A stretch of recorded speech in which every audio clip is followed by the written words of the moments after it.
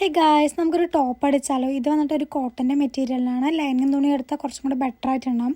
അതുകൊണ്ട് തന്നെ ലൈനിങ് തുണിയും കോട്ടൻ്റെ ഒരു മെറ്റീരിയൽ എടുത്തിട്ടുണ്ടായിരുന്നു. ലൈനിങ് വന്നിട്ട് 80 മീറ്റർ മതി. ഞാൻ പോപ്പുലർ ടോപ്പാണ് അടിക്കാൻ ഉദ്ദേശിക്കുന്നത്. പിന്നെ ശരിക്കത്തെ കോട്ടൻ്റെ മെറ്റീരിയൽ വന്നിട്ട് ഞാൻ 1.25 എടുത്തത്.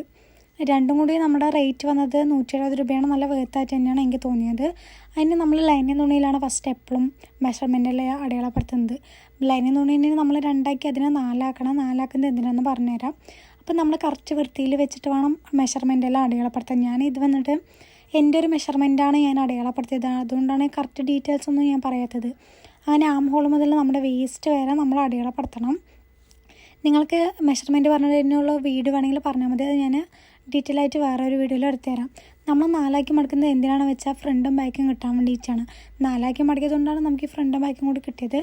ഇതേപോലെ തന്നെ നമ്മൾ ലൈനിങ്ങിനെ 4 ആക്കി മടക്കില്ലേ, അതേപോലെ തന്നെ ഈ കോട്ടൺ മെറ്റീരിയലിന് നമ്മൾ 2 ആക്കിയിട്ട് അതിനെ 4 ആക്കുക. ഫുള്ളായിട്ട് നമുക്ക് എടുക്കേണ്ട ആവശ്യമില്ല. കാരണം നമുക്ക് സ്ലീവിനും താഴേക്കൊക്കെ പ്ലീറ്റ് വെച്ചിട്ട് ചെയ്യണമല്ലോ.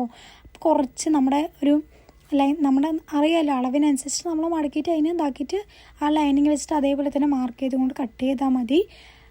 അങ്ങനെ കട്ട് ചെയ്ത് കഴിഞ്ഞാൽ അതിന് ഇങ്ങനെ 4 ആക്കി മടക്കുമ്പോൾ ഫ്രണ്ടും കിട്ടും ബാക്കും കിട്ടും. അങ്ങനെ നമുക്ക് ലൈനിങ്ങിലും കിട്ടിയിട്ടുണ്ടായിരുന്നു, കോട്ടൻ്റെ ആ മെറ്റീരിയലും കിട്ടിയിട്ടുണ്ടായിരുന്നു. പിന്നെ വന്നിട്ട് നമ്മൾ ഫ്രണ്ടും ബാക്കും വന്നിട്ട് മാറ്റി വെക്കണം. ഞാനിതിൽ എൻ്റെ ഇഷ്ടത്തിനുള്ള നെക്കൊക്കെയാണ് അടയാളപ്പെടുത്തിയിരിക്കുന്നത്. നമ്മുടെ ഞാൻ സ്ക്വയർ അങ്ങനെയൊക്കെയാണ് ചെയ്യാൻ ഉദ്ദേശിക്കുന്നത്. ലെങ്ത്ത് വന്നിട്ട് 5 എടുത്തു. വീതി കൊണ്ട് ഞാൻ ഇതിൽ 2.5 കാണിച്ചത്. ഇങ്ങനെ 2 ആക്കി മടക്കുമ്പോൾ അടയാളപ്പെടുത്തുമ്പോൾ 2.5 അപ്പുറത്ത് 2.5 അങ്ങനെ 5 വരും.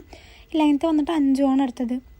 നേരെ ഇതിൽ 2.5 അടയാളപ്പെടുത്തിയെങ്കിലും ഞാൻ കട്ട് ചെയ്തത് ശരിക്കും ഞാൻ 3 കാരണം 3 6 ആകുമ്പോൾ നമുക്ക് നെക്ക് കുറച്ച് വീതി ഉണ്ടാവും, കാണാൻ നല്ല ഭംഗിയുണ്ടാവും. ഫ്രണ്ട് ബാക്കിൽ നിന്ന് ഞാൻ ജസ്റ്റ് അടയാളപ്പെടുത്തിയെന്നുള്ളൂ. ഇതിൽ വന്നിട്ട് ഞാൻ വീനെക്കാണ് കാണിച്ചത്. പക്ഷേ ഞാൻ വീനെക്കെല്ലാം അടിച്ചത് എനിക്ക് വീനെക്ക് പെട്ടെന്ന് ചേഞ്ച് ചെയ്യാൻ വേണ്ടി തോന്നിയിട്ടുണ്ടായിരുന്നു.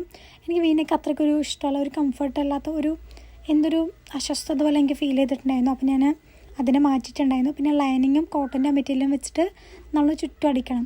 പിന്നെ ഡീറ്റെയിൽ ആയിട്ട് അടിക്കണതിൻ്റെ വീഡിയോ എടുത്തിട്ടില്ല, കാരണം ഞാൻ തന്നെയാണ് വീഡിയോ എടുക്കുന്നത്, ഞാൻ തന്നെയാണ് അടിക്കുന്നത്. അതെനിക്ക് കുറച്ച് പറ്റാത്ത പോലെ തോന്നിയിട്ടുണ്ടായിരുന്നു. ഇതാണ് ഫൈനൽ ലുക്ക് കേട്ടോ. എങ്ങനെയാണെന്ന് പറയണം. താഴെ കുറേ പ്ലീറ്റ് വെച്ചിട്ട് കൈയും ഫുള്ളും പ്ലീറ്റ് വെച്ചിട്ടാണ് ഞാൻ അടിച്ചത്. ഇട്ടതിൻ്റെ ഞാൻ വീഡിയോ കാണിച്ചു തരാം. ഇതാണ് ഗൈസ്. ഫ്രണ്ട് ബാക്കും ഫ്രണ്ട് ഞാൻ മാറ്റി ഇട്ടു. കാരണം ഫ്രണ്ട് റൗണ്ട് ഇടാൻ വേണമെങ്കിൽ ബോക്സ് പോലെ എങ്ങനെ വേണമെങ്കിൽ ഇടാം. ഇതാണ് ഫൈനൽ ലുക്ക്. വീഡിയോ ഇഷ്ടപ്പെട്ടാൽ ലൈക്ക് ചെയ്യുക. Okay, by.